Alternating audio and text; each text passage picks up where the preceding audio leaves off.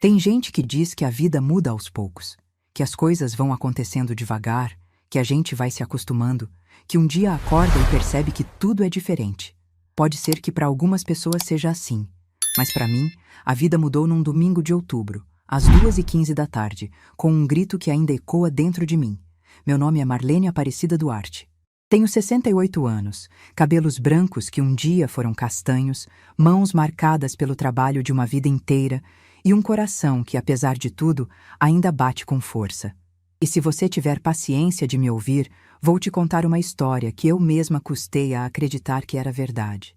Uma história sobre amor de mãe, sobre ingratidão, sobre silêncios que machucam mais que qualquer palavra. E sobre o dia em que descobri que às vezes a maior prova de amor que a gente pode dar é ir embora. Sabe, a gente cria os filhos achando que um dia vai colher o que plantou, que todo sacrifício vai valer a pena quando eles crescerem e olharem pra gente com gratidão. Mas nem sempre é assim. Às vezes, a gente planta um jardim inteiro e colhe espinhos. Naquele domingo, o almoço na casa do meu filho tinha começado tenso. Débora, minha nora, estava de mau humor desde cedo. Eu já conhecia aquele olhar dela, aquele jeito de bater as coisas na cozinha, de suspirar alto como se o mundo inteiro fosse um peso sobre os ombros dela. Depois de quase 6 anos morando na mesma casa, eu tinha aprendido a ler os sinais. E todos os sinais daquele dia diziam: fique invisível, Marlene. Mas eu não fiquei invisível o suficiente. A mesa estava posta na sala de jantar, aquela sala que eu ajudei a mobiliar com o dinheiro da venda da minha casa. Sentados ao redor estavam meus 3 netos. Pedro, de 14 anos, já quase um homem, mas ainda com aquele olhar de menino que me derretia o coração. Marina, de 11, quieta como sempre, observando tudo com aqueles olhos grandes e atentos. E Gustavo, o caçula de 8 anos, meu xodó, sempre com um sorriso no rosto, sempre querendo ficar perto de mim. Renato, meu filho, estava na cabeceira. 42 anos de idade, os mesmos olhos do pai, o mesmo jeito de evitar conflito a qualquer custo. Débora, na outra ponta, com seu cabelo loiro pintado, suas unhas feitas, seu celular sempre por perto. E eu, no canto, no lugar que tinha se tornado meu nos últimos anos. O lugar de quem está ali, mas tenta ocupar o mínimo de espaço possível. O lugar de quem aprendeu a se fazer pequena para não incomodar. O almoço era frango assado com batatas. Eu mesma tinha temperado o frango na noite anterior, deixado marinando, acordado cedo para colocar no forno. Débora não gostava que eu cozinhasse. Dizia que eu usava tempero demais, que a comida ficava pesada demais para o estômago dela. Mas naquele fim de semana, ela tinha saído com as amigas no sábado e voltado tarde. Então, eu aproveitei para fazer algo que meus netos gostavam. Durante a refeição, Débora mal tocou no prato. Ficava mexendo no celular, rolando a tela e de vez em quando soltava um suspiro ou um de desaprovação. Eu fingia não perceber. Tinha me tornado especialista em fingir que não percebia as coisas naquela casa. Em determinado momento, ela largou o celular na mesa com um baque e disse, para ninguém em particular, mas claramente querendo que todos ouvissem: a Fernanda acabou de postar foto do carro novo. Terceiro carro que ela troca em 5 anos. Enquanto isso, a gente aqui... Deixou a frase no ar. Renato continuou comendo em silêncio. Ele também tinha aprendido a não responder quando ela começava assim. Eu baixei os olhos para o meu prato. Sabia que aquilo era só o começo. O resto do almoço seguiu naquele clima pesado. Quando estávamos quase terminando, percebi que Gustavo tinha deixado todos os legumes no canto do prato. Brócolis, cenoura, vagem, tudo intocado. Ele estava empurrando as batatas de um lado para o outro, claramente esperando que ninguém notasse. Eu cometi o erro de notar. Meu amor, eu disse baixinho, inclinando-me em direção a ele. Come os legumes, para você ficar forte, lembra? Foi só isso. Uma frase. Uma frase que qualquer avó do mundo diria para qualquer neto. Mas o barulho que veio em seguida fez meu coração parar. Débora bateu os talheres no prato com tanta força que Marina deu um pulo na cadeira. Pedro arregalou os olhos. Até Renato levantou a cabeça, surpreso. A senhora pode, por favor, parar de se meter na criação dos meus filhos? A voz dela era alta. Não era um grito ainda, mas estava no limite. Eu senti meu rosto esquentar. Senti aquele nó familiar se formando na garganta. Débora, eu só nada. A senhora sempre só. Só dá um palpite aqui, só faz um comentário ali, só se mete onde não é chamada. Eu estou cansada. Renato murmurou algo. Acho que foi. Débora, pelo amor de Deus. Mas a voz dele era tão baixa, tão fraca, que eu mal conseguia ouvir. E ela também ouviu, porque virou-se para ele com os olhos em chamas. Não me vem com pelo amor de Deus, Renato. Você também está cansado, eu sei que está.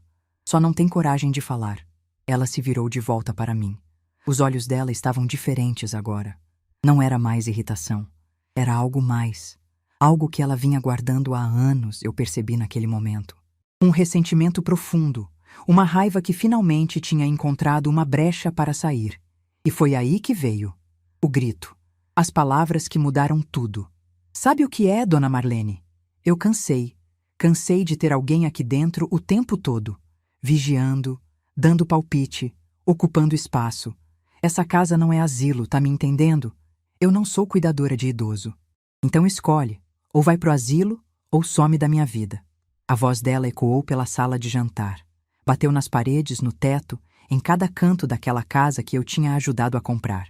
Eu senti como se tivesse levado um tapa no rosto. Não, pior. Um tapa dói e passa. Aquelas palavras se cravaram em mim. O silêncio que seguiu aquelas palavras foi a coisa mais barulhenta que eu já ouvi na vida. Gustavo começou a chorar baixinho. Marina pegou a mão dele por baixo da mesa. Pedro olhou para o pai com uma expressão que misturava raiva e súplica, esperando que ele fizesse alguma coisa, que dissesse alguma coisa. Mas Renato não disse nada. Meu filho, o menino que eu criei sozinha enquanto o pai vivia na estrada. O menino que eu embalei quando tinha pesadelo, que eu alimentei, que eu vesti, que eu eduquei.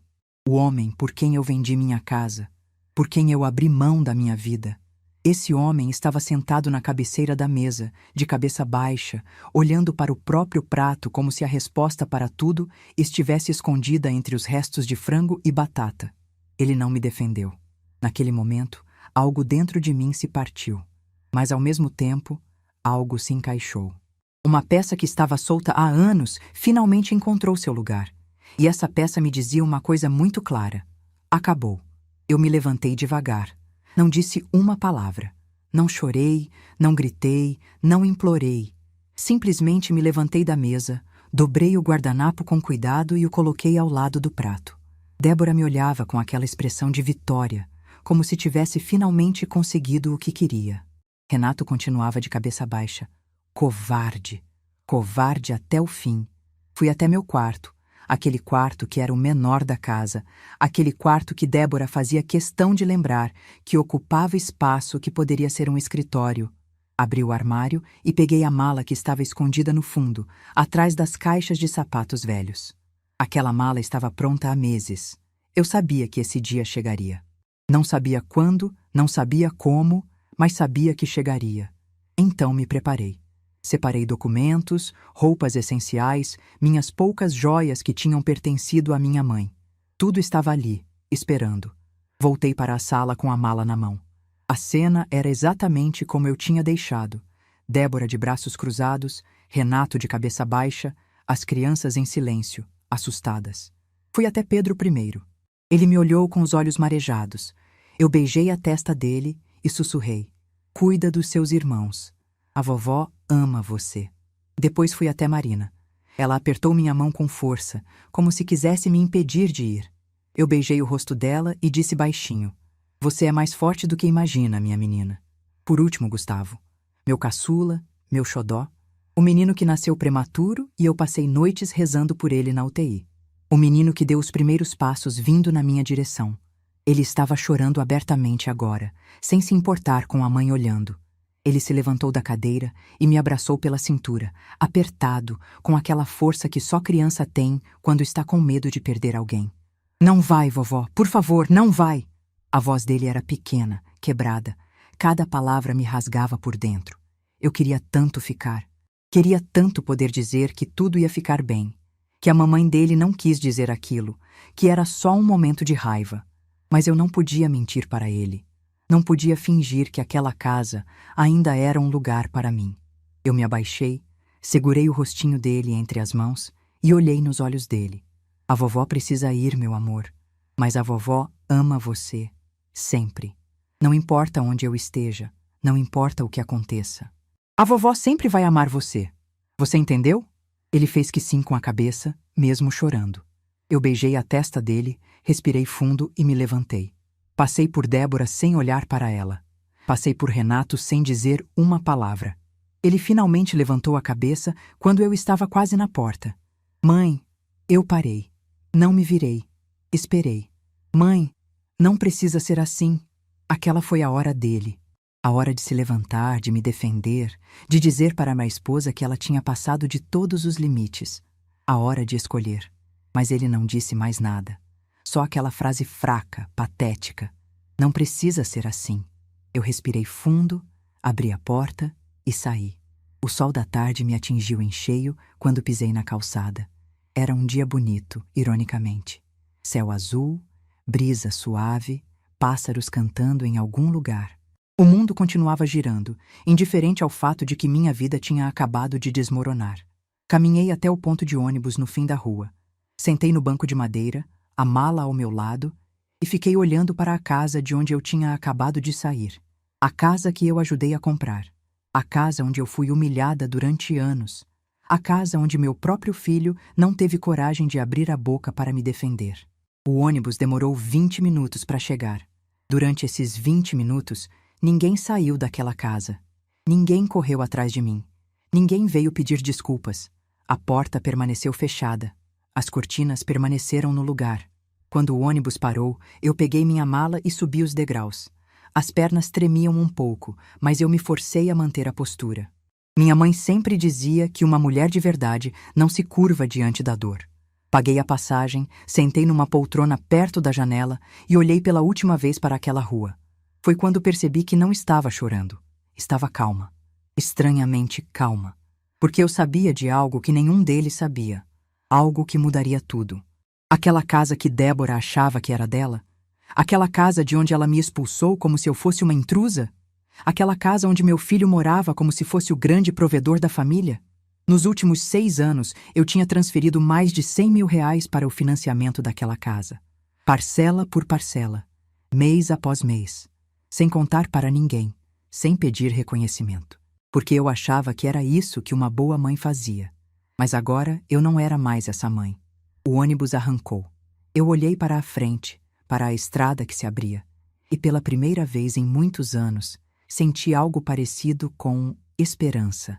Eles ainda não sabiam, mas em breve descobririam, porque no dia seguinte eu ligaria para o banco. E a casa que Débora achava que era o reino dela iria descobrir quem realmente segurava as paredes em pé. Eu olhei pela janela do ônibus uma última vez. A rua ficava para trás, as casas, os postes. Mas estranhamente, não senti tristeza. Senti algo diferente. Senti que finalmente estava livre para ser quem eu realmente era. Não a mãe submissa, não a sogra tolerante, não a avó que aceita qualquer humilhação. Apenas Marlene, uma mulher de 68 anos que decidiu parar de pedir desculpas por existir. Antes de te contar o que aconteceu depois que saí daquela casa, preciso te explicar como eu cheguei até ali, porque ninguém se torna invisível de uma hora para outra. A invisibilidade é construída aos poucos, tijolo por tijolo, silêncio por silêncio, até que um dia você olha no espelho e não se reconhece mais. Eu fui casada durante 38 anos com Geraldo Duarte, um homem bom, trabalhador, mas que passava mais tempo na estrada do que em casa. Ele era caminhoneiro, rodava o Brasil inteiro levando carga de um lado para o outro. Às vezes ficava 3 semanas fora, voltava por 5 dias e partia de novo. Era assim que funcionava. Não reclamo. Geraldo fazia o que podia com o que tinha. O salário dele pagava as contas, colocava comida na mesa, mantinha o teto sobre nossas cabeças. Quando estava em casa, era carinhoso, atencioso. Me trazia presentes das viagens, contava histórias das estradas, me fazia rir com as aventuras que vivia pelo Brasil afora. Mas a verdade é que eu criei o Renato praticamente sozinha. Eu que acordava de madrugada quando ele tinha febre. Eu que ia nas reuniões da escola. Eu que ajudava com a lição de casa, que levava no médico, que consolava quando ele brigava com os amiguinhos. Renato era um menino sensível, chorava fácil, se magoava com pouca coisa. Eu sempre tive medo de que o mundo fosse duro demais para ele. Então fiz o que toda mãe faz. Tentei proteger. Talvez tenha protegido demais. Talvez tenha criado um homem que não sabe enfrentar conflito, que prefere abaixar a cabeça do que defender o que é certo. Mas isso eu só fui entender muito tempo depois. Geraldo partiu quando Renato tinha 33 anos. Uma condição no coração que ninguém sabia que existia. Ele estava em casa naquele dia, tinha acabado de voltar de uma viagem longa. Estava sentado na poltrona da sala, assistindo o jornal, quando de repente levou a mão ao peito e tombou para o lado. Eu estava na cozinha lavando louça. Ouvi o barulho do corpo caindo e corri para a sala. Chamei a emergência, mas quando chegaram já era tarde. Meu marido, depois de 38 anos de casamento, se foi num piscar de olhos, sem aviso, sem despedida. A última coisa que ele me disse naquela manhã foi que o café estava bom. Foi isso. Depois de quase 4 décadas juntos, a última frase foi sobre café. Às vezes penso nisso e me pergunto se ele sabia que seria a última. Provavelmente não. A gente nunca sabe. O velório foi na igreja onde tínhamos casado. Renato chorou o tempo todo, não conseguia se controlar. Eu segurei as lágrimas porque alguém precisava ser forte. Sempre fui eu a pessoa que precisava ser forte. O luto foi difícil, mas eu não podia me entregar. Tinha uma casa para manter, contas para pagar, uma vida para reorganizar. Geraldo deixou a casa quitada, graças a Deus, e uma pensão que passei a receber. Junto com minha aposentadoria de costureira, dava para viver com dignidade. Não era luxo, mas era suficiente. Renato, nessa época, já estava casado com Débora há 5 anos. Tinham 2 filhos pequenos, Pedro e Marina, e moravam num apartamento alugado de 2 quartos no centro de Sorocaba. Apartamento apertado, barulhento, com vizinhos difíceis. Débora não perdia uma oportunidade de reclamar. Eu visitava eles todo fim de semana. Levava bolo, doce, às vezes uma roupinha que eu mesma costurava para os netos. Gostava de ajudar, de me sentir útil. E foi numa dessas visitas, uns 8 meses depois que Geraldo se foi, que Renato veio com a proposta. Ele me chamou para conversar na cozinha, longe da Débora e das crianças. Estava com aquele jeito meio sem graça que ele sempre teve quando queria pedir alguma coisa. Falou que tinha visto uma casa à venda num bairro bom, com quintal grande, 3 quartos, espaço de sobra para todo mundo. O problema era o valor. Eles não tinham dinheiro para a entrada. A proposta era simples. Eu venderia minha casa, me mudaria para morar com eles, e o dinheiro da venda seria a entrada da casa nova. Com o salário dele, pagaríamos as parcelas do financiamento. Seria bom para todo mundo, ele disse. As crianças teriam mais espaço. Eu não ficaria sozinha. A família ficaria unida. Confesso que hesitei. Aquela casa era tudo que eu tinha. Era onde eu vivi minha vida inteira, onde criei meu filho, onde envelheci ao lado do meu marido. Cada cômodo tinha uma memória. A mancha na parede da sala era de quando Renato jogou suco de uva aos 5 anos. A porta do quarto dele ainda tinha as marquinhas de altura que eu fazia todo aniversário. O jardim tinha as roseiras que eu plantei quando casei, que floresciam todo setembro sem falta. A cozinha era onde eu e Geraldo tomávamos café juntos nas manhãs em que ele estava em casa. A varanda era onde eu costurava nas tardes de domingo. O quarto era onde nasceu meu filho, onde meu marido deu seu último suspiro. Como eu podia vender tudo isso? Mas Renato insistiu. Disse que eu estava ficando velha sozinha, que era perigoso, que ele se preocupava comigo. Disse que os netos precisavam da avó por perto, que seria bom para a formação deles. E Débora sorriu e disse que seria ótimo ter minha ajuda em casa. Aquele sorriso dela. Hoje eu sei o que significava, mas na época quis acreditar que era sincero. A gente sempre quer acreditar no melhor das pessoas, não é? Principalmente quando são da nossa família. Vendi a casa por R$280 mil. Cada centavo foi para a entrada da casa nova. Minha vida inteira convertida em tijolo, cimento e promessas. No começo, as coisas até funcionaram. Eu tinha meu quarto, o menor da casa, mas era meu. Ajudava com as crianças de manhã. Preparava almoço, mantinha a casa organizada enquanto Renato e Débora trabalhavam. Me sentia útil, necessária. Achava que tinha feito a escolha certa. Mas 3 meses depois da mudança, comecei a perceber que algo estava errado. Eu ouvia as discussões deles à noite. Vozes abafadas que atravessavam as paredes finas. Débora reclamava que o dinheiro não estava dando, que as parcelas estavam atrasadas, que eles tinham se metido numa dívida grande demais. Renato se defendia, dizia que ia dar um jeito, que era só apertar o cinto por uns meses. Uma noite, quando todos já estavam dormindo, eu não aguentei a curiosidade. Fui até o escritório deles e procurei os papéis do financiamento. O que encontrei me deixou gelada. A parcela mensal era de R$ 3.200. O salário do Renato, na época, mal chegava a R$ 4.500, com luz, água, mercado, escola das crianças, gasolina. Era matematicamente impossível. Eles estavam afundando e eu nem sabia. Fiquei acordada a noite inteira pensando no que fazer. Minha primeira reação foi confrontar Renato, perguntar por que ele tinha me metido nessa situação, sabendo que não podia pagar. Mas aí pensei nos meus netos. Pensei neles perdendo a casa, tendo que voltar para um apartamento apertado, passando necessidade. E não consegui. Na semana seguinte, fui até o banco sem contar para ninguém. Conversei com o gerente, expliquei a situação e perguntei se eu podia complementar o pagamento das parcelas direto na conta do financiamento. Ele disse que sim, que bastava eu autorizar um débito automático da minha conta. E foi isso que eu fiz. A partir daquele mês, todo dia 5, saía da minha conta uma transferência de R$ 1.500 direto para o financiamento da casa. Às vezes mais, quando a coisa apertava. Minha aposentadoria e pensão juntas davam pouco mais de R$ 3.000. Depois de pagar o complemento da parcela, sobrava quase nada para mim. Mas eu não reclamei. Não contei para ninguém. Achava que era meu dever de mãe, minha obrigação. Renato era meu único filho, aqueles eram meus únicos netos. Se eu não ajudasse, quem ia ajudar? Os meses foram passando e a rotina se estabeleceu. Renato achava que estava conseguindo pagar o financiamento sozinho. Débora achava que o marido era um bom provedor. E eu? Eu assistia em silêncio enquanto ela trocava de celular todo ano. Me lembro de uma vez. Deve ter sido uns 2 anos depois que eu comecei a pagar. Débora chegou em casa com sacolas de uma loja de departamento cara. Roupas novas, sapatos, uma bolsa que eu sabia que custava mais do que eu gastava em 3 meses. Ela desfilou pela sala mostrando as compras, toda animada, pedindo opinião para Renato sobre cada peça. Olha esse vestido, amor.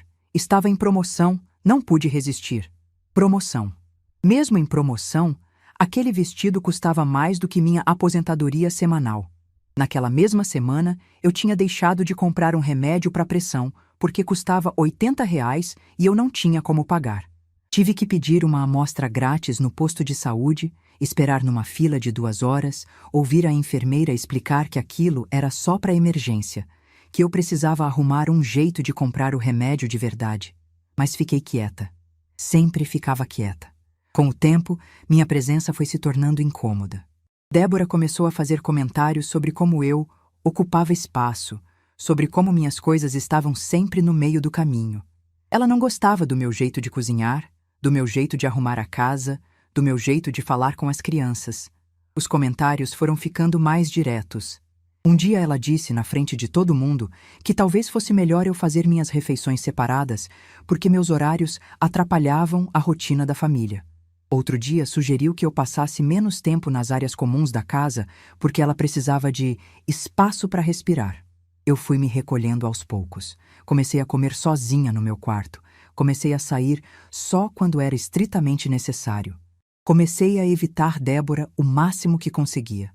Mas o pior não eram os comentários sobre mim. O pior era ver meus netos sendo afastados.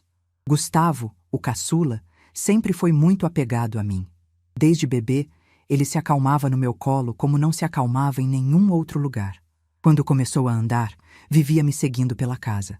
Quando começou a falar, uma das primeiras palavras foi vovó, mas Débora não gostava.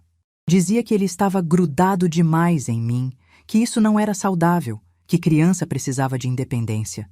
Começou a proibir que ele viesse para o meu quarto.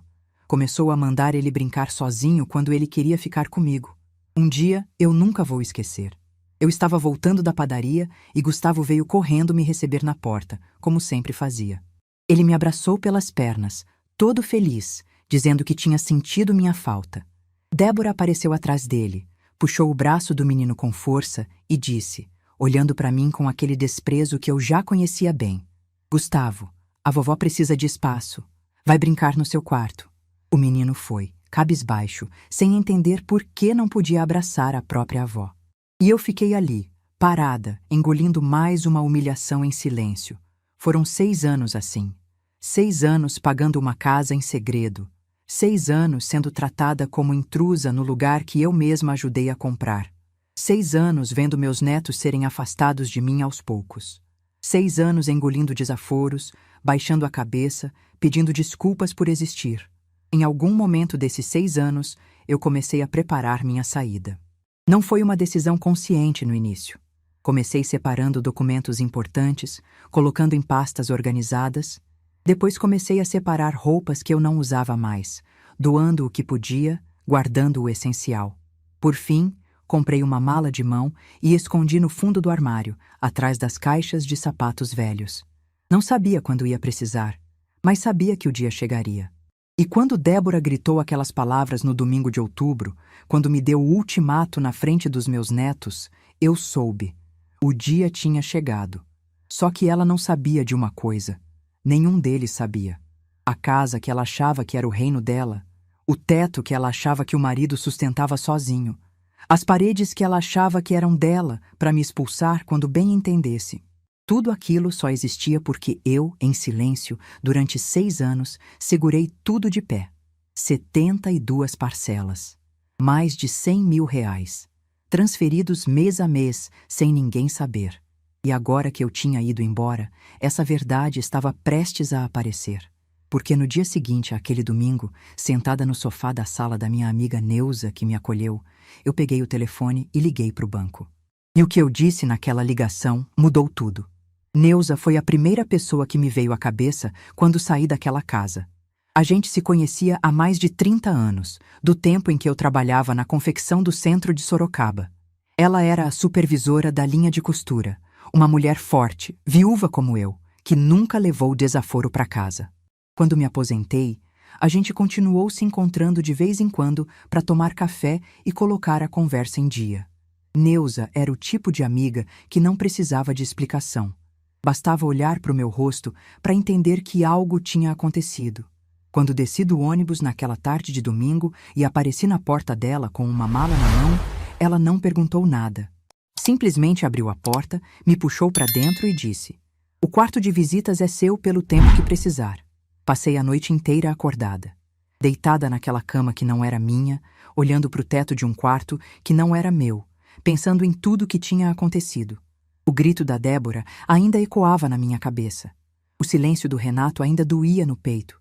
E o rosto do Gustavo chorando ainda me apertava o coração. Mas junto com a dor, tinha outra coisa crescendo dentro de mim. Uma clareza que eu não sentia há anos. Uma certeza de que eu não podia mais continuar sendo a mulher que aceita tudo calada, que engole desaforo, que paga em silêncio pelo direito de existir. Quando o sol nasceu naquela segunda-feira, eu já tinha tomado minha decisão. Às 8h15 da manhã, peguei meu celular e liguei para o banco. A atendente, uma moça de voz simpática, me pediu os dados da conta e perguntou em que poderia ajudar. Eu respirei fundo e disse, com a voz mais calma que consegui: "Eu gostaria de cancelar uma autorização de débito automático." Ela pediu mais detalhes. Expliquei que há 6 anos eu vinha fazendo transferências mensais para um financiamento imobiliário que não estava no meu nome. Que eu era apenas uma pagadora complementar, como o gerente tinha chamado na época. E que agora eu queria encerrar essa autorização. A moça ficou em silêncio por alguns segundos. Depois disse que ia verificar no sistema. Ouvi o barulho das teclas do computador dela, alguns cliques, mais silêncio. Quando ela voltou, a voz tinha mudado. Estava mais séria. "Senhora Marlene, a senhora tem certeza? Segundo nossos registros, a senhora é responsável por aproximadamente 47% do valor das parcelas desse financiamento nos últimos 72 meses. Se cancelar agora, o titular principal será notificado de que há um déficit no pagamento. 47%. Quase metade. Durante 6 anos. 72 parcelas. Mais de R$ 100.000 que saíram da minha aposentadoria, da minha pensão, do dinheiro que deveria ser para minha velhice. Tudo para manter de pé uma casa onde eu era tratada como intrusa. Eu fechei os olhos e pensei nos meus netos. Pensei no Gustavo me abraçando, implorando para eu não ir. Pensei na Marina segurando minha mão com força, como se pudesse me impedir de partir. Pensei no Pedro me olhando com aqueles olhos marejados, querendo dizer alguma coisa, mas sem coragem. Mas também pensei em Débora gritando na minha cara. Pensei em Renato de cabeça baixa. Pensei em 6 anos comendo sozinha no quarto. 6 anos abrindo mão de remédio. 6 anos sendo tratada como um estorvo na casa que eu mesma ajudei a pagar. Tenho certeza, eu disse. Pode cancelar. A atendente processou meu pedido. Disse que a partir do próximo mês, nenhum valor seria mais debitado da minha conta para aquele financiamento. Perguntou se eu queria que o banco entrasse em contato com o titular para informar sobre a mudança. Eu disse que não precisava, que ele descobriria sozinho. Quando desliguei o telefone, minhas mãos estavam tremendo. Mas não era de medo, era de alívio. Pela primeira vez em 6 anos, eu tinha parado de carregar um peso que nunca foi meu para carregar. Neuza apareceu na porta do quarto com uma xícara de café. Ela tinha ouvido a conversa toda, claro. As paredes do apartamento dela eram finas. Sentou na beirada da cama, me entregou o café e disse apenas: "Você fez a coisa certa." Eu tomei o café em silêncio, sentindo o calor da xícara nas mãos. Lá fora, o dia estava começando. Carros passavam na rua, pessoas iam para o trabalho, o mundo seguia girando. E eu ali, naquele quarto emprestado, começando uma vida nova aos 68 anos. Os dias foram passando. Segunda, terça, quarta. Eu tentava me manter ocupada, ajudando Neuza com as tarefas da casa, assistindo televisão, lendo uns livros que ela tinha na estante. Mas no fundo, eu estava esperando. Esperando o telefone tocar. Esperando a notícia chegar. O financiamento vencia todo dia 5. Eu tinha cancelado a autorização no dia 3. Isso significava que no dia 5, quando o banco fosse descontar a parcela, faltaria dinheiro. E quando faltasse dinheiro, alguém ia receber uma ligação. O dia 5 caiu numa quinta-feira. Eu acordei cedo naquele dia. Tomei café com Neuza, fingi que estava tudo normal, mas por dentro meu coração estava acelerado. Não de arrependimento, não de medo, de expectativa, porque eu sabia que naquele dia a verdade finalmente viria à tona. A ligação veio às 10h43 da manhã, mas não foi para mim. Quem me contou foi minha vizinha antiga, Dona Carmen. Ela ainda morava na rua onde ficava a casa do Renato e sempre foi uma mulher de olho em tudo. Ligou para o meu celular no fim da tarde, toda agitada, dizendo que precisava me contar uma coisa. Segundo ela, por volta das 11 da manhã, um carro do banco tinha parado na frente da casa do Renato. Um homem de terno desceu, com uma pasta na mão, tocou a campainha e ficou lá dentro por quase 1 hora. Os vizinhos já estavam comentando, curiosos para saber o que estava acontecendo. Quando o homem do banco finalmente saiu, Renato estava na porta com uma cara que Dona Carmen nunca tinha visto. Branco, pálido, como se tivesse visto um fantasma. Ele ficou parado ali na porta por vários minutos, depois que o carro foi embora, olhando para o nada. "Marlene", ela disse pelo telefone. Eu nunca vi o Renato daquele jeito. Parecia que o chão tinha sumido debaixo dos pés dele. A Débora apareceu na porta também, perguntou alguma coisa e ele nem respondeu. Só entrou para dentro e bateu a porta. Eu agradeci a informação e desliguei. Sentei no sofá da Neuza e fiquei olhando para o nada por alguns minutos. Então, era isso. Ele tinha descoberto. Depois de 6 anos, meu filho finalmente sabia quem estava segurando a casa dele de pé. Não precisei esperar muito para saber mais detalhes. Renato apareceu na porta da Neuza naquela mesma noite, às 8 e pouco. Eu estava na cozinha lavando a louça do jantar quando ouvi a campainha. Neuza foi atender e voltou com uma expressão séria. "É o seu filho", ela disse. "Quer falar com você." Sequei as mãos no pano de prato, respirei fundo e fui até a sala. Renato estava de pé perto da porta, como se não tivesse certeza se podia entrar. Ele estava diferente. Os ombros caídos, o rosto abatido, os olhos vermelhos como se tivesse chorado. Quando me viu, abriu a boca para falar, mas nenhuma palavra saiu. Eu não disse nada. Apenas fiquei ali, parada, esperando. Ele engoliu em seco, passou a mão pelo rosto e finalmente conseguiu falar, com a voz falhando. Mãe, era você? Esse tempo todo? Era você? Eu confirmei com a cabeça. Sem drama, sem lágrimas, sem acusações. 6 anos, mãe. 6 anos. O gerente do banco me mostrou os extratos. Tinha mês que você pagava mais da metade da parcela. Tinha mês que você pagava quase tudo. Ele parou, tentando se recompor. As lágrimas começaram a escorrer pelo rosto dele. Por que você nunca me contou? Por que você deixou eu achar que eu estava dando conta sozinho? Eu olhei para o meu filho. Aquele homem de 42 anos que eu tinha criado, que eu tinha protegido, que eu tinha amado mais do que qualquer coisa no mundo. E respondi com toda a calma que eu tinha dentro de mim. Porque eu sou sua mãe, Renato. E mãe faz o que precisa fazer pelos filhos, mesmo quando os filhos não merecem. Ele desabou. Começou a soluçar como uma criança, repetindo que sentia muito, que não sabia, que se sentiu o pior ser humano do mundo quando viu os números. Contou que quando chegou em casa e mostrou os extratos para Débora, ela ficou muda, completamente muda. Pela primeira vez em anos, a mulher que sempre tinha uma resposta atravessada não conseguiu dizer uma única palavra. Ela ficou branca, mãe. Quando viu quanto você pagou, quando entendeu que a casa onde ela te humilhou só existe por sua causa. Ela não conseguiu falar nada. Só foi pro quarto e ficou lá. As crianças perguntaram o que estava acontecendo. E ela nem conseguiu responder. O Pedro veio me perguntar se a vovó estava bem, se tinha acontecido alguma coisa, e eu não soube o que dizer. A imagem da Débora muda, sem palavras, sem aquela arrogância de sempre, ficou na minha mente. Não era a alegria que eu sentia, era algo diferente.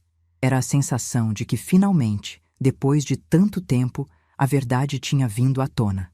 Renato enxugou as lágrimas e me olhou com aquela expressão suplicante que eu conhecia desde que ele era criança. Mãe, volta para casa, por favor. As coisas vão ser diferentes agora, eu juro.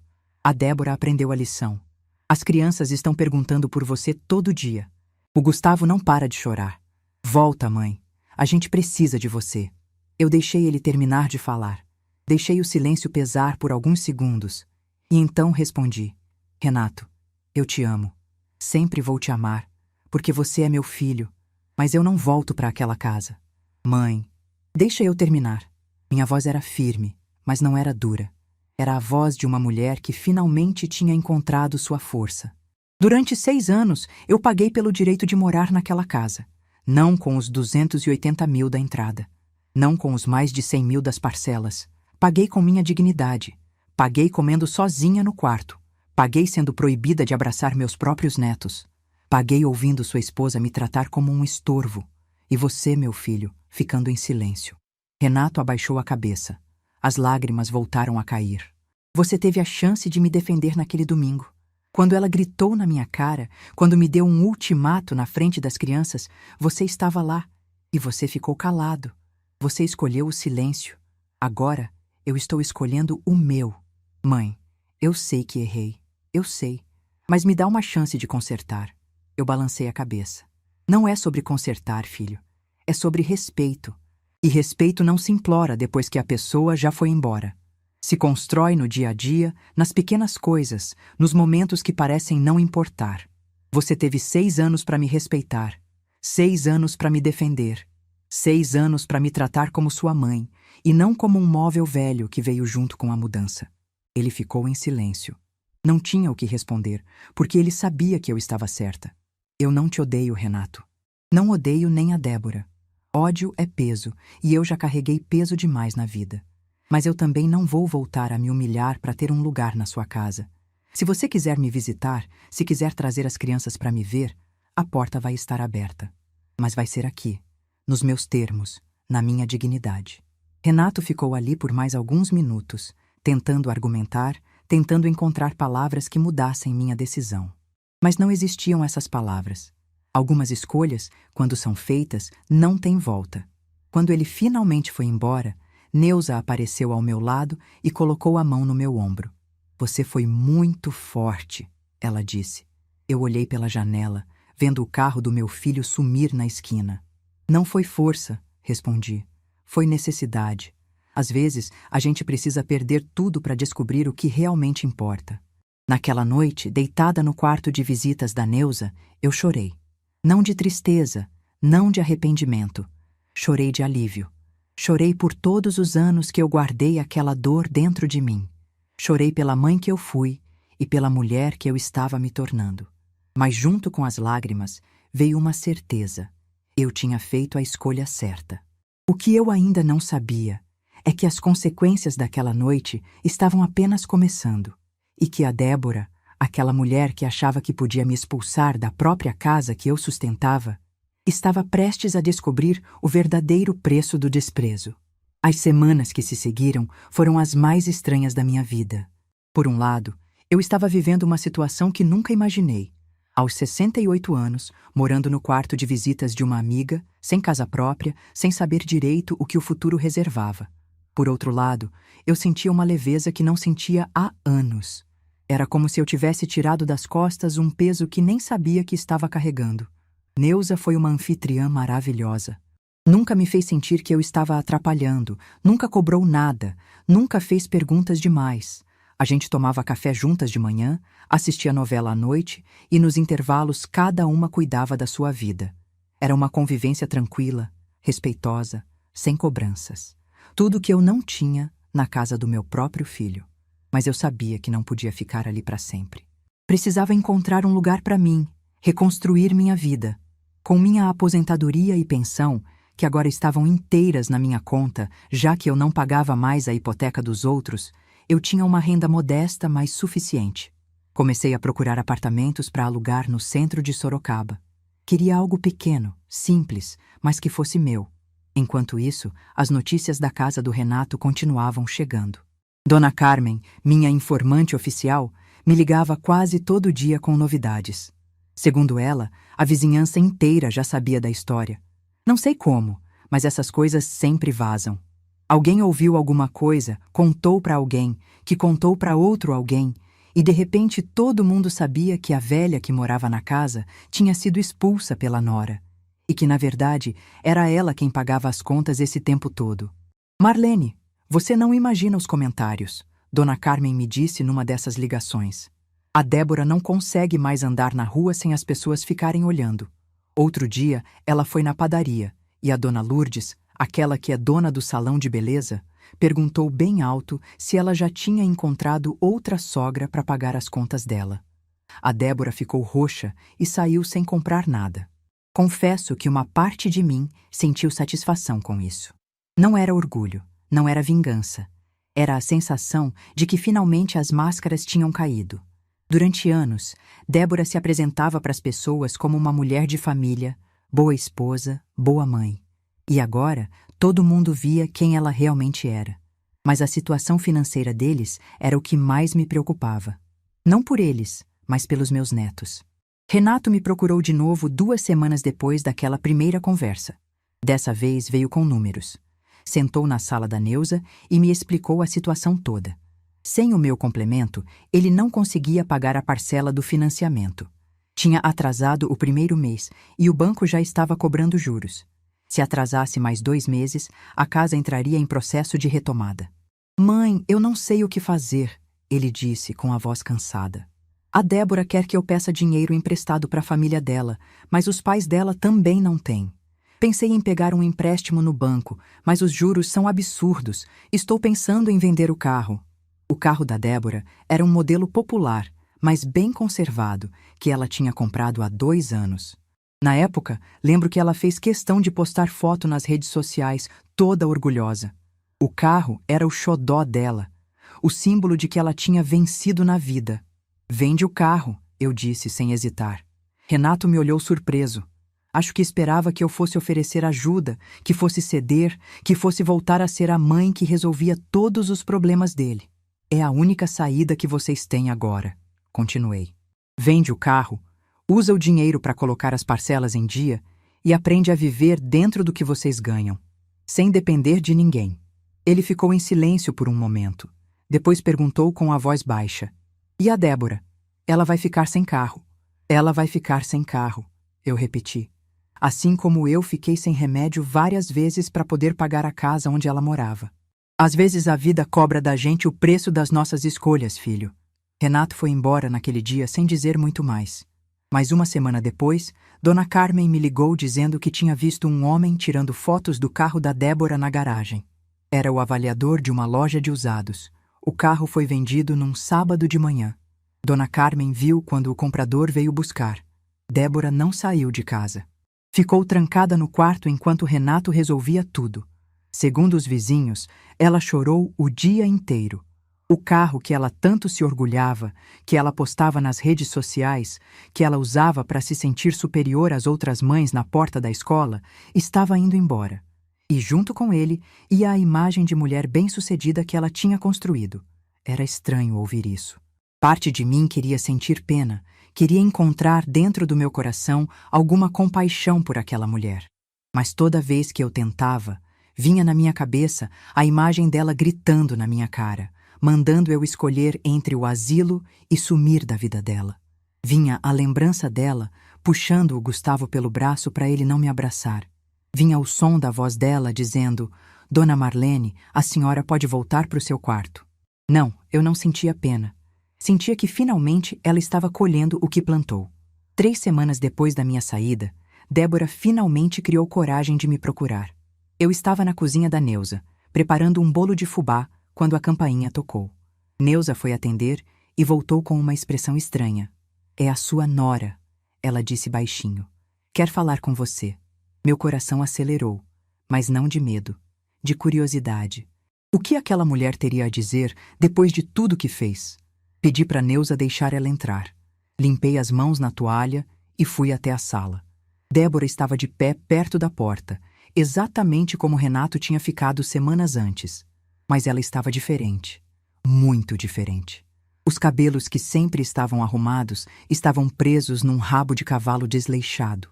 O rosto estava sem maquiagem, os olhos inchados. Ela parecia ter envelhecido 10 anos em poucas semanas. Dona Marlene, ela começou, e a voz tremeu. Eu precisava falar com a senhora. Eu não disse nada. Apenas cruzei os braços e esperei. Ela respirou fundo. Vi que estava se esforçando para manter a compostura. Eu vim pedir desculpas. O silêncio que se seguiu foi pesado. Ela esperava que eu dissesse alguma coisa, mas eu continuei calada. Queria ouvir o que ela tinha a dizer. Eu sei que errei, ela continuou, a voz falhando. Sei que tratei a senhora mal todos esses anos. Sei que fui injusta, que fui cruel, que falei coisas que não devia. Mas eu não sabia. Eu juro que não sabia que a senhora estava pagando a casa. Se eu soubesse... Se você soubesse o quê? Eu interrompi. Teria me tratado diferente? Ela engoliu em seco. Não respondeu. É isso que você está dizendo, Débora? Que se soubesse que eu estava pagando as contas, teria me respeitado? Que o respeito dependia do meu dinheiro, não de quem eu sou? As lágrimas começaram a escorrer pelo rosto dela. Ela balançou a cabeça, tentando se explicar. Não foi isso que eu quis dizer. Foi exatamente isso que você quis dizer, eu cortei. E é exatamente isso que está errado. Eu não merecia respeito por pagar as contas. Eu merecia respeito por ser a mãe do seu marido, por ser a avó dos seus filhos, por ser uma mulher de 68 anos que passou a vida inteira trabalhando e que nunca fez mal a ninguém. Mas para você, nada disso importava. Eu era só um estorvo, um peso, uma velha que ocupava espaço. Débora começou a chorar abertamente. Entre os soluços ela disse: eu sei que errei. E eu estou pagando por isso.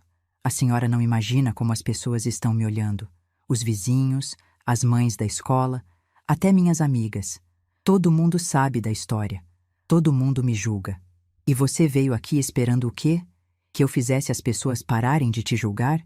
Que eu te perdoasse publicamente para sua imagem melhorar? Ela não respondeu. Mas o silêncio dela foi resposta suficiente. Eu respirei fundo.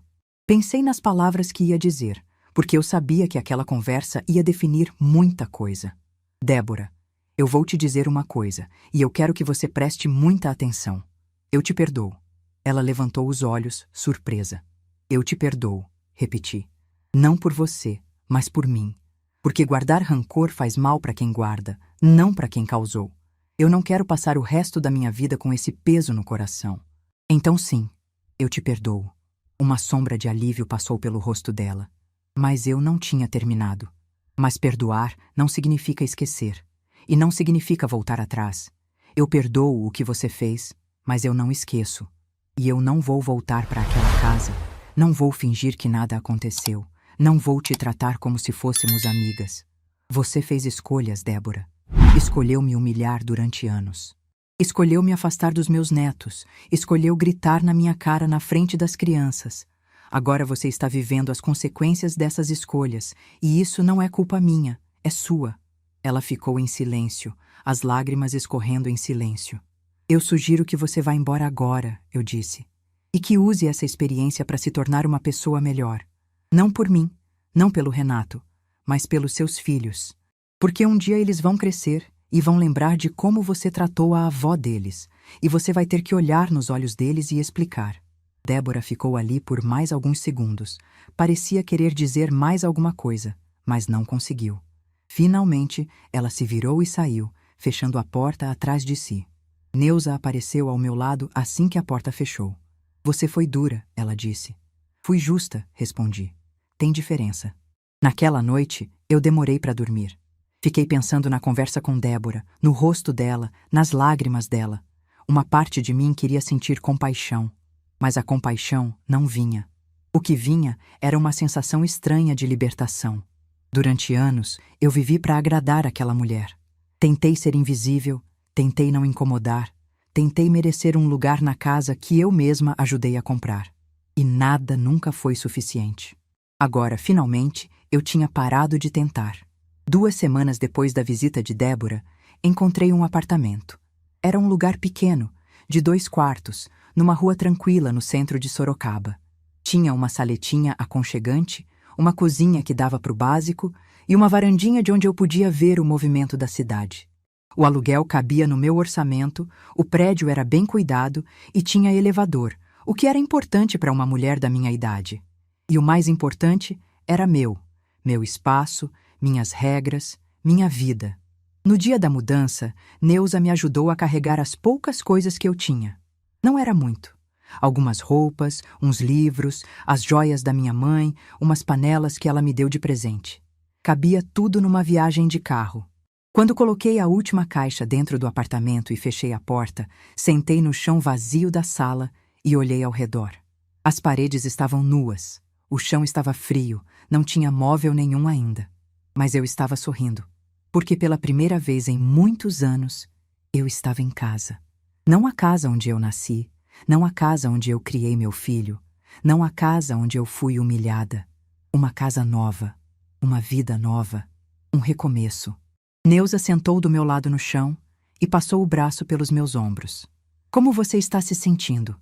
Ela perguntou. Eu pensei um pouco antes de responder. Livre, eu disse. Estou me sentindo livre. E era verdade. Aos 68 anos, depois de perder quase tudo, eu finalmente tinha encontrado a coisa mais importante que existe. Eu mesma. A Marlene que tinha se perdido em algum momento entre ser esposa, ser mãe, ser avó. A mulher que eu era antes de me tornar invisível. Mas a minha história com Renato e Débora ainda não tinha terminado. Porque algumas semanas depois, meus netos vieram me visitar pela primeira vez no meu apartamento novo. E o que o Gustavo me disse naquele dia me fez chorar mais do que qualquer coisa que tinha acontecido até então. 3 meses. Foram 3 meses desde aquele domingo de outubro em que saí da casa do meu filho com uma mala na mão e a dignidade intacta. 3 meses que pareceram 3 anos, de tanta coisa que aconteceu. E agora, sentada na varanda do meu apartamento, olhando o sol se pôr sobre Sorocaba, eu finalmente podia dizer que estava em paz. O apartamento já não estava mais vazio. Com o tempo, fui comprando algumas coisas. Um sofá pequeno, mas confortável. Uma mesa de jantar com 2 cadeiras, porque eu gostava de ter espaço para receber visita. Uma televisão modesta para assistir minhas novelas. E na varanda, onde eu passava a maior parte do tempo, coloquei 2 cadeiras de balanço e uns vasos de plantas. As plantas foram ideia da Neuza. Ela disse que cuidar de algo vivo faz bem para a alma. E ela estava certa. Minha rotina tinha mudado completamente. Acordava cedo, tomava café sem pressa, olhando pela janela o movimento da rua lá embaixo. Depois regava minhas plantas, assistia um pouco de televisão, lia uns livros que tinha pego na biblioteca do bairro. 3 vezes por semana ia para o grupo da terceira idade na igreja do bairro. Lá eu tinha feito amizades que nunca imaginei fazer aos 68 anos. Dona Jurema, de 72 anos, viúva como eu, que adorava jogar baralho e contar piadas. Seu Osvaldo, de 75, que tinha uma história de vida parecida com a minha e sempre me dava conselhos sábios. E tantos outros que me acolheram sem julgamento, sem perguntas, só com carinho. Pela primeira vez em muitos anos, eu tinha amigos de verdade. Pessoas que gostavam de mim pelo que eu era, não pelo que eu podia fazer por elas. A situação na casa do Renato tinha se estabilizado. Com o dinheiro da venda do carro, eles conseguiram colocar as parcelas em dia e renegociar o financiamento com o banco. As prestações ficaram menores, mais dentro da realidade deles. Iam demorar mais tempo para quitar a casa, mas pelo menos não iam perder. Renato me visitava uma vez por semana, sempre aos domingos. Vinha sozinho, tomava café comigo, conversávamos sobre a vida. Era uma relação diferente agora. Ele me respeitava de um jeito que nunca tinha respeitado antes. Não sei se era por culpa, por arrependimento ou porque finalmente tinha entendido meu valor. E, sinceramente, não importava mais. O que importava é que ele me tratava como mãe, não como um estorvo. Débora nunca mais apareceu. Depois daquela conversa na casa da Neuza, ela manteve distância. Segundo Renato, ela tinha mudado. Estava mais quieta, mais humilde, menos preocupada com aparências. Não sei se era verdade ou se ele só queria me agradar. Mas também não fazia diferença. Eu não precisava da mudança dela para seguir em frente com a minha vida. Mas o momento que eu mais esperava, o momento que me tirava o sono de tanta ansiedade, finalmente chegou num sábado de janeiro. Renato ligou na sexta-feira à noite, perguntando se podia trazer as crianças para me visitar no dia seguinte. Meu coração disparou. Fazia 3 meses que eu não via meus netos. 3 meses de saudade, de vazio, de me perguntar se eles estavam bem, se lembravam de mim, se me culpavam por ter ido embora. Passei a noite inteira sem dormir direito. Levantei às 5 da manhã, limpei o apartamento inteiro, fiz bolo de chocolate que era o preferido do Gustavo, preparei suco natural, arrumei a sala. Queria que tudo estivesse perfeito. Eles chegaram às 10 da manhã. Quando a campainha tocou, minhas mãos estavam tremendo. Respirei fundo, ajeitei o cabelo e abri a porta. Pedro foi o primeiro que eu vi. Meu neto mais velho, agora com quase 15 anos, tinha crescido nesses 3 meses. Estava mais alto, mais encorpado, com jeito de homem. Ele me olhou com aqueles olhos sérios e disse com a voz firme: "Oi, vovó." Atrás dele, Marina. Minha neta do meio, 11 anos, tímida como sempre. Ela segurava um desenho na mão, um papel dobrado que ela apertava contra o peito. E por último, escondido atrás do pai, Gustavo, meu caçula, meu xodó. 8 anos de pura doçura. Ele estava quieto, o que era estranho, porque Gustavo nunca era quieto. "Entrem, entrem", eu disse, tentando controlar a emoção na voz. "A casa é simples, mas é de vocês." Eles entraram devagar, olhando ao redor com curiosidade. Pedro examinou a sala, Marina foi direto para a varanda ver as plantas, e Gustavo ficou parado no meio da sala, me olhando. Renato disse que ia dar uma volta no quarteirão para nos dar privacidade. Agradeci com um aceno e fechei a porta. Ficamos ali, eu e meus 3 netos, em silêncio por alguns segundos. Foi Pedro quem quebrou o gelo. "Vovó, eu preciso te dizer uma coisa." Ele se aproximou de mim e eu vi que os olhos dele estavam marejados. Aquele menino que sempre tentava parecer forte, que segurava tudo dentro de si, estava lutando para não chorar. Naquele dia, no almoço, quando a mãe gritou com a senhora, eu devia ter feito alguma coisa. Eu vi tudo, eu ouvi tudo e eu não fiz nada. Fiquei parado que nem um covarde, igualzinho ao meu pai. A voz dele falhou. Ele engoliu em seco e continuou: "Eu sinto muito, vovó. Sinto muito por não ter te defendido. Você sempre cuidou de mim, sempre esteve lá quando eu precisei, e na hora que você precisou de mim, eu não fiz nada. Eu senti meu coração apertar. Puxei Pedro para um abraço, apertado, forte, como eu não abraçava ele há muito tempo. Meu filho, você tinha 14 anos. Você era uma criança. Não era sua responsabilidade me defender. Era a responsabilidade do seu pai, e ele é que falhou. Não você. Nunca você. Pedro chorou no meu ombro. Chorou como não devia chorar há muito tempo. E eu deixei, porque às vezes a gente precisa chorar para conseguir seguir em frente. Quando ele se acalmou, Marina se aproximou. Estendeu o papel dobrado que estava segurando desde que chegou. Eu fiz isso para a senhora, vovó. Abri o papel devagar. Era um desenho. De um lado, uma casa com uma mulher triste dentro, sozinha. Do outro lado, um apartamento com uma mulher sorrindo, cercada de flores. E no meio, ligando as duas imagens, um coração vermelho. Embaixo, com a letra caprichada de criança, estava escrito: a vovó agora mora no lugar certo, onde ela é feliz. Eu olhei para Marina e vi que ela também estava chorando, em silêncio, do jeito discreto dela. Está lindo, minha filha. Está perfeito. Abracei Marina, sentindo as lágrimas escorrerem pelo meu próprio rosto. Aquela menina quieta, que sempre observava tudo sem dizer nada, tinha entendido mais do que qualquer adulto. Mas ainda faltava Gustavo. Ele continuava parado no mesmo lugar, no meio da sala, me olhando com aqueles olhos grandes e expressivos. Não tinha dito uma palavra desde que chegou. Gustavo, você não vem dar um abraço na vovó? Ele não se mexeu, mas abriu a boca e disse, com a voz pequenininha: vovó, foi minha culpa? Meu coração parou. O quê, meu amor? Foi minha culpa você ter ido embora? Eu me ajoelhei na frente dele, segurando os braços dele com as mãos. Claro que não, meu amor. Por que você está pensando isso? Os olhos dele se encheram de lágrimas. Porque a mamãe gritou com você por minha causa. Porque você pediu para eu comer os legumes e ela ficou brava, e aí mandou você embora. Se eu tivesse comido os legumes, nada disso tinha acontecido. Naquele momento, eu entendi o peso que aquela criança de 8 anos estava carregando há 3 meses. Ele achava que era culpado. Ele achava que a avó tinha ido embora por causa dele. Eu puxei Gustavo para o meu colo e abracei ele com toda a força que eu tinha. Me escuta bem, meu amor. Nada disso foi sua culpa.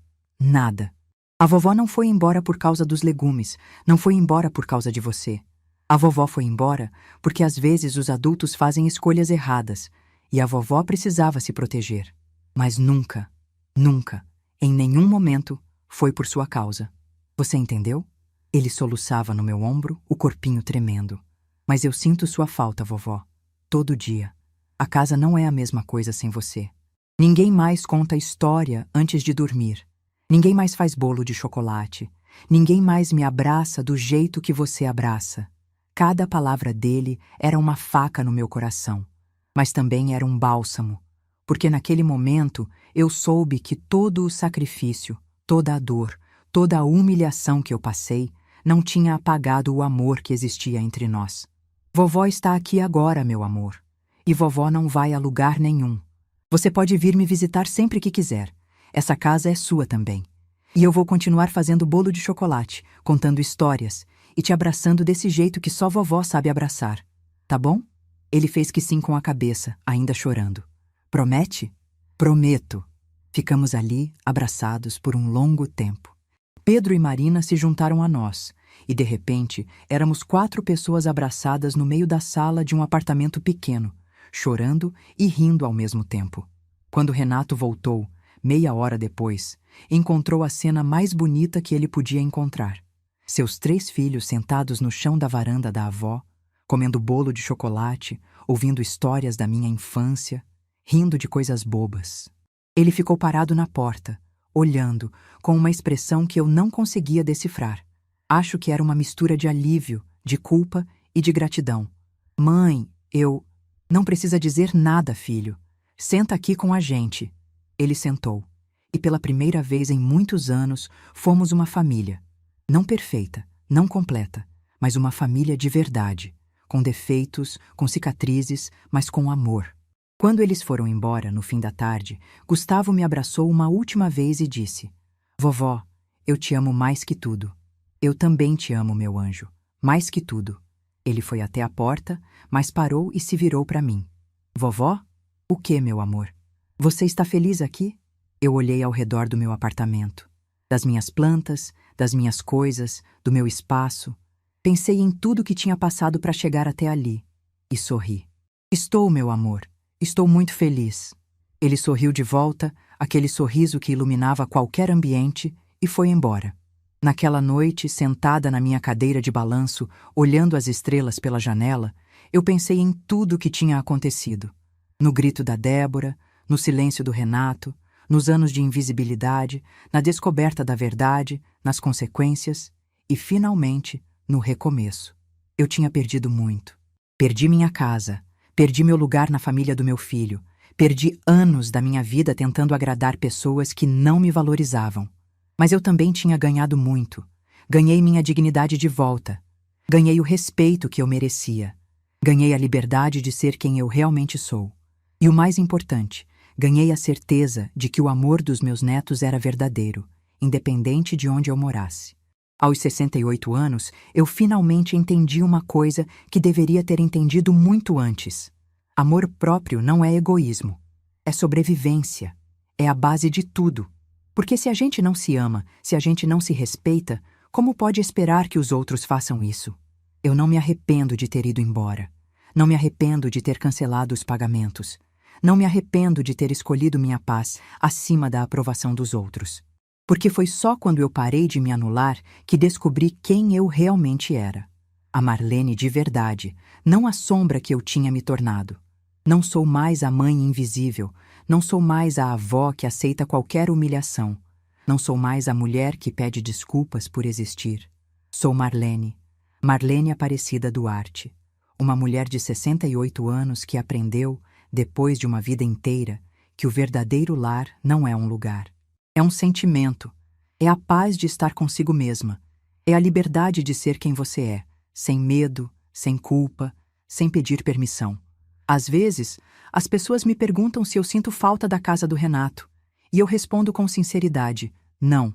Eu não sinto falta de um lugar onde eu era invisível. Eu não sinto falta de um lugar onde eu tinha que me esconder para não incomodar. Eu não sinto falta de um lugar onde o amor vinha com condições. O que eu sinto é gratidão. Gratidão por ter tido a coragem de sair. Gratidão por ter descoberto, aos 68 anos, que nunca é tarde para recomeçar. Gratidão por ter netos que me amam de verdade, independente de onde eu more. E essa paz, essa liberdade, essa gratidão, ninguém mais vai tirar de mim. Se essa história tocou seu coração, deixe seu like, se inscreva no canal e comente aqui embaixo. No meu lugar, o que você faria? Sua mensagem pode iluminar o dia de alguém.